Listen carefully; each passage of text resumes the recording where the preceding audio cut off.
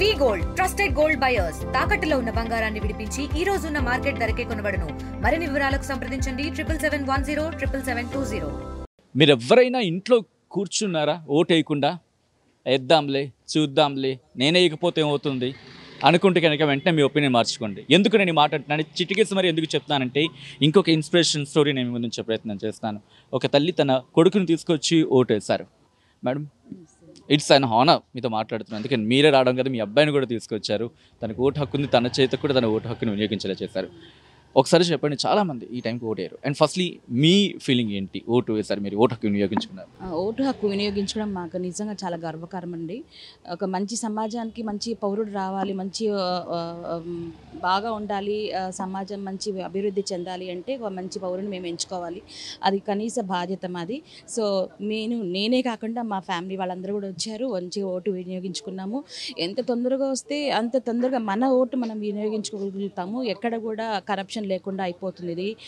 So తొందరగా వచ్చేసి మన ఓటు మనం వినియోగించుకుందాము. అంతేకాకుండా దాదాపు ఇప్పుడు మా అబ్బాయికి 22 years అండి.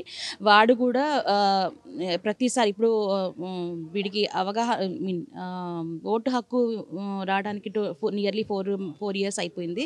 లాస్ట్ టైం కూడా వేశాడు, ఇప్పుడు కూడా వేశాడు. నిజంగా నేను మా అబ్బాయి కూడా తీసుకొచ్చాను. వాడు రాను అని ఏమనలేదు, వస్తాను నేను ఓటు వేస్తాను అనేసి చెప్తున్నాడు. కానీ నిజంగా మనందరము ఓటు మనం కంపల్సరీగా వినియోగించుకోవాలి. అది మన కనీస బాధ్యత. ఒక మంచి సమాజం కావాలంటే మనం మంచిగా ఓటు వేసుకొని చేసుకోవాలి. మామూలు పిల్లలకి తల్లిదండ్రులు వాళ్ళకి అవగాహన చెప్పడానికి ఆలోచిస్తున్న తరుణంలో ఐఎమ్ సారీ తనకున్న దాన్ని ఓవర్కమ్ చేయించి మరి మీరు ఓటుకి తీసుకురావడం అనేది, వాట్ డిడ్ యూ డూ? దానికి మీరు ఏం చేశారు? నేనేం చేయలేదండి, జస్ట్ మనకుంది మా ఓటు హక్కు ఉంది అని చెప్పాను.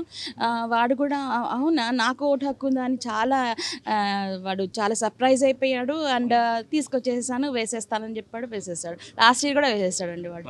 యా, మాట్లాడచ్చా తనతో? Yeah, hi. Hi. You good name? Sumanth please. Sumanth, ఎలా అనిపిస్తుంది? ఓటు వేసావు కదా? గుడ్. గుడ్. అమ్మ అండ్ బ్రదర్, మీ అన్నయ్య రైట్? అన్నయ్యతో వచ్చావు కదా, ఎలా అనిపిస్తుంది? ఫీలింగ్ హ్యాపీయా? Right. Thank you so much Sumanth. అమ్మ ఓటు ఏమని చెప్పిందా? అంతేనా? Right, thank you so much. ఎలా అనిపిస్తుంది? బాగానే అనిపిస్తుంది. అసలు రష్ ఉంటుందేమో అనుకున్నాను కానీ రష్ ఏం లేదు, ఫ్రీగానే అయిపోయింది. అదే right, thank you so much అండి. థ్యాంక్ యూ కూడా చెప్తున్నా. Thank you so much. నిజంగా సుమంత్, నువ్వు చాలా మందిలో ఇన్స్పిరేషన్. ఎవరైనా ఇంకా బద్ధకంగా ఇంట్లోనే ఉండి వేద్దాంలే చూద్దాంలే నేను వేయకపోతే ఏమవుతుందంటే కనుక రైట్, ఒక్కసారి సుమంత్ని చూడండి, ఇన్స్పిరేషన్ తెచ్చుకోండి. Thank you so much. Really nice to meet you man.